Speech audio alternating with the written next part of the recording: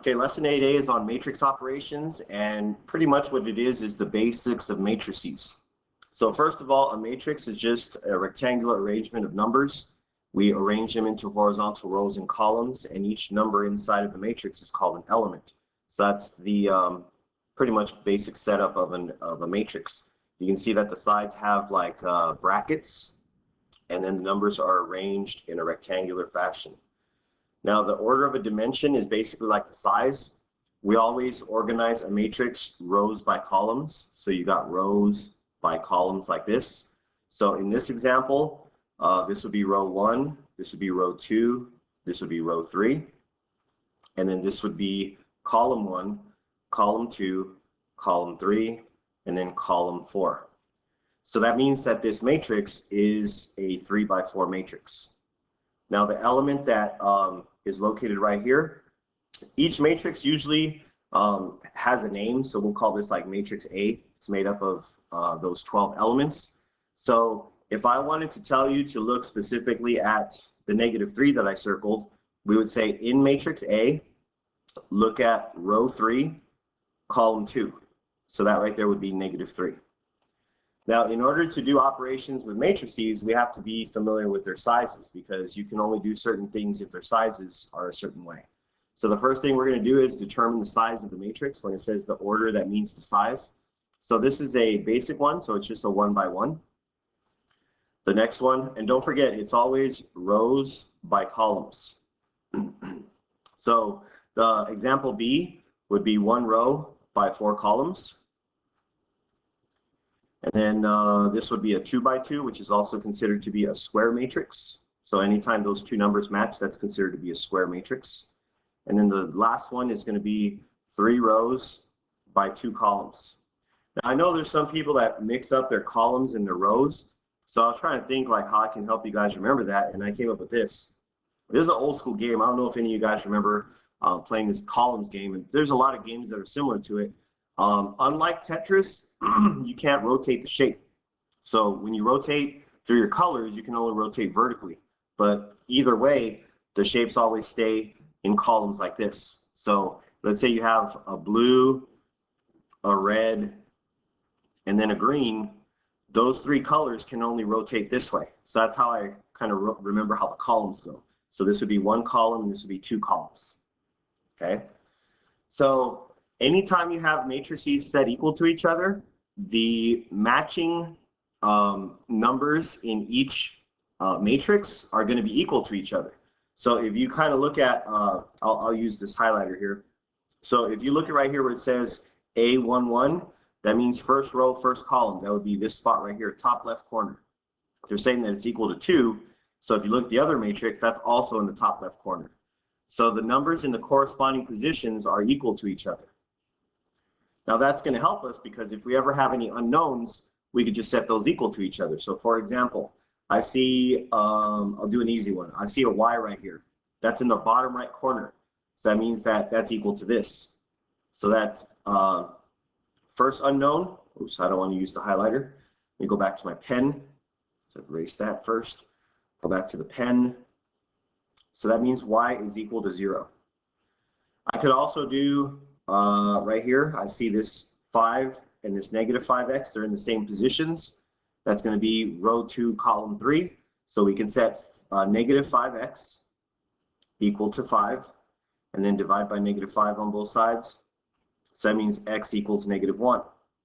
Probably shouldn't have used yellow, but nevertheless, I've got another x here. Now I want you guys to notice something. There's 2 different x's, but no matter what, like if you just set these equal to each other, 2x plus 3 equals 1.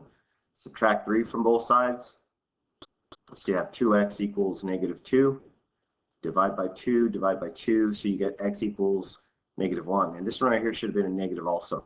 So my point is, if there's 2 different letters or 2 matching letters in 2 different positions, they should work out to be the same exact number.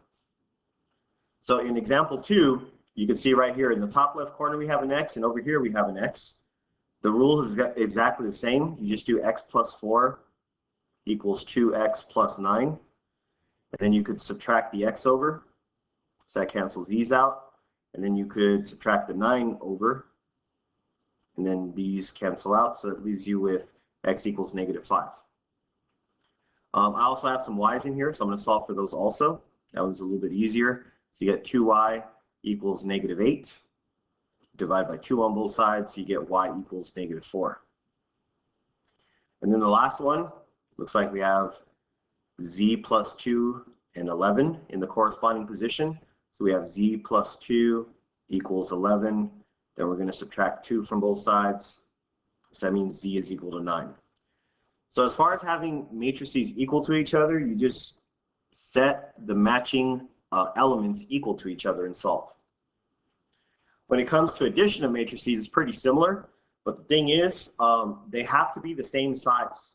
The only way you can add and subtract matrices is by making sure they're the same size first, and then you can actually just combine the corresponding entries. So for example, I'll do example 1 real quick. So if I'm doing matrix A plus matrix B, I'm writing on my laptop with my finger, so I'm just going to be kind of lazy and put a big plus sign right here. So if I was going to add these together, I would have to add 1, 1 to 1, 1. So top left corner with the top left corner, and that answer would also go in the top left corner. And then I could do this 2 with this 2 because they're both in the top right corner, and that answer would go in the top right corner. And then I could also do, I'll do this one as a triangle. So 2 plus 4 is 6. And then finally, we can go ahead and do the 1 and the 2 in the bottom right corner, and that answer also goes in the bottom right corner. Now, one thing that I would recommend is anytime you see a minus sign, don't do it the way I did the addition problem. What I would recommend is distributing the minus into the matrix on the right and then just changing the sign. So there's going to be a positive. So that means if anytime you distribute a negative, all it does is change the sign. So that's positive, positive, negative, negative. So now you don't have to really worry about the sign that's in the middle anymore. Because if you think about it, if we would have done this with that -3, it would have been 1 minus a -3. So if you just do it this way, now it just says 1 plus 3, which is the simplified version of it. So this would be 4, and then we would have this guy with this one. So that would be another 4. And then we would have the 2 and the -4. 2 minus 4 is -2. And then we would finally have the 1 and the -2, which is -1. So adding is pretty straightforward. Subtracting is pretty much the same. Just remember though, if you have a matrix that is not the same size, you cannot add them together.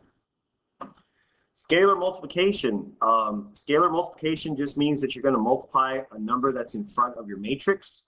And all you have to do is think of the distributive property. If there's ever a number in front of your matrix, that means that you just have to multiply it by every element that's inside of the matrix.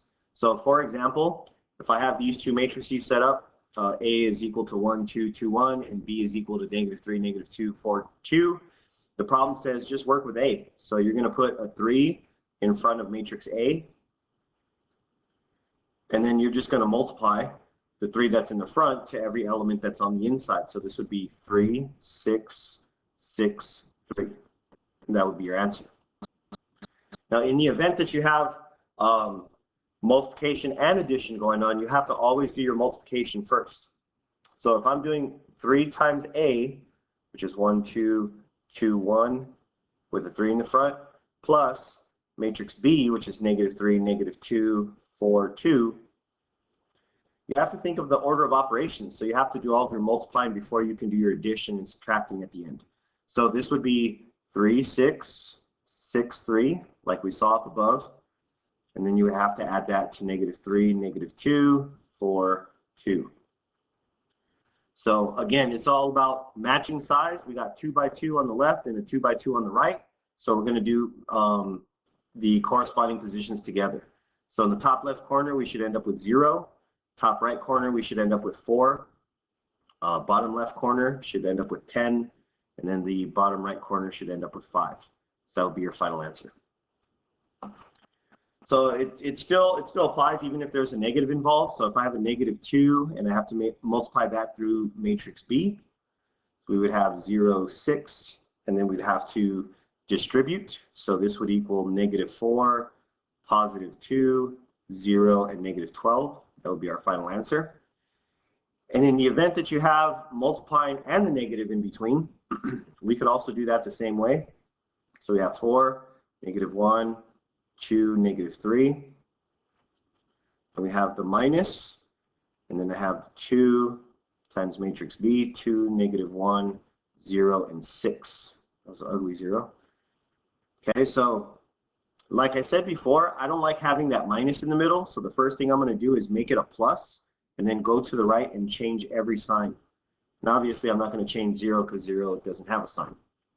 Then I'll go ahead and multiply everything. So I have 12, negative 3, 6, and negative 9. And I have plus, negative 4, 2, 0, and negative 12. And now I just combine the numbers in the corresponding positions. So I should have 8, negative 1, what is that, 6, and negative 9, minus 12 is negative 21. And that's our answer. So that's pretty much it for matrix operations. So you have to know about the size of the matrix and how to read it row by column. That's important because when you add and subtract, they have to be the same size. When you multiply a number in front, it just distributes. Now we're going to do multiplying two matrices together, but that's going to be a different lesson because there's a totally different way that you have to do that one. So that's pretty much for lesson 8A, so you should be able to do the assignment now.